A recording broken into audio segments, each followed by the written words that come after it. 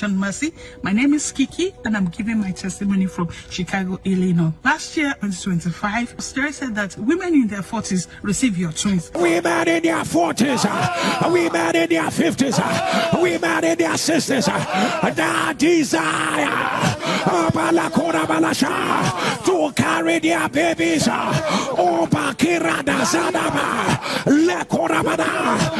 The sound of your amen, I announce, take your twins. And whenever he says this, my amen is always the loudest. And then, of course, when I received the good news that I was pregnant, and then, of course, I was pregnant with twins, my joy knew no bound.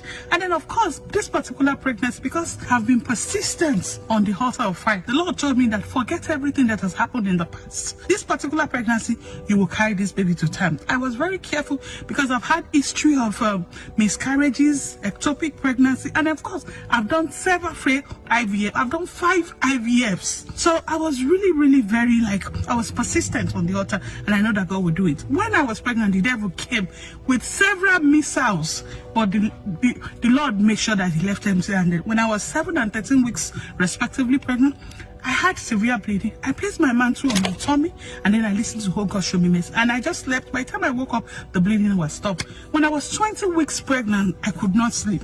If I sleep for 2 hours, it is a luxury. But God showed me mercy. When I was 23 weeks pregnant, I have severe hemorrhage. I was practically stooling lumps of blood. I even thought it was the end. But I remember the promise that God told me that these babies, I will carry them to term. God showed me mercy. When I was 32 weeks pregnant, I woke up and I was uneasy. And then, of course, I went to the ER, and then, of course, they admitted me. And after carrying out several tests, they said they have to deliver the baby, that I have intestinal blockage. And in the interest and for the safety of the baby, they'll have to deliver the baby. So I had a double surgery. I had a cesarean session to bring forth my bouncing baby. 2 boys, twins. And then, of course, they cleared the blockage in my intestine. And this is when the story started. They took my baby to NICU, and then, of course, they took me to ICU. And after surgery, it is expected that you will get better. But in my own case, this time, I wasn't getting better after several days. But while I was unconscious, there was something I keep hearing. Pastor Jerry will say, oh yeah, place your hand on the ground. Who hearts, hear my voice. You will not receive my body or the body of my loved ones until I say so. No woman on this altar would die her childbirth. The devil meant it for evil, but God is turning it around. Nothing missing, nothing broken. This is what I keep hearing. And eventually, about day 8 or 9, when I eventually opened my eyes, I saw my sister from Australia and in Chicago, and I knew that something was wrong. And my other sister, she's also an Nsppd, and she was on the altar. She kept telling me that I'm praying for you. Don't worry, Pastor Jerry will mention your case. And then, of course, I wasn't getting better. And my sister said she will get better. It is prayer that she needs. I had incisional breakdown with abscess and treatment-resistant sepsis. I had protracted explosive diarrhea. I've never seen that type of diarrhea before in my life. My kidney was failing. I was severely anemic. I needed blood transfusion and dialysis. And I had postpartum delirium. Only me, one person. At the time, I had about 6 consultants who were they had to put their heads together just to design a treatment plan for me. But my sister keeps saying that it is prayer. Prayer will give us a turnaround. My sister said that on November 25th, that Pastor Jerry mentioned my case. From the time you delivered up until now, it's been from one complication to another, from one complication to another. And they're saying your kidney has failed. And they're saying your kidney has failed.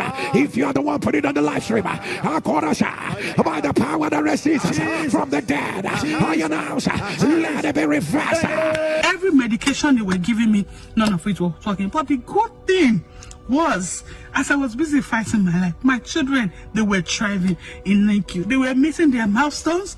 They were adding weight, and they keep telling me great and marvelous things about them. They were perfect. The plan of the devil was to take my life, but God turned it around. The God of this altar turned it around. Mercy said no. Eroi said no. I have to thank the ministry of Pastor Cherry. Thank God that I was on this altar, because it was the prayers that I prayed on this altar that worked for me, and the devil left empty-handed. And for every part of my body, every organ, every cell that the devil tried to afflict, God gave me a new one after recovery. We did pray, he did show.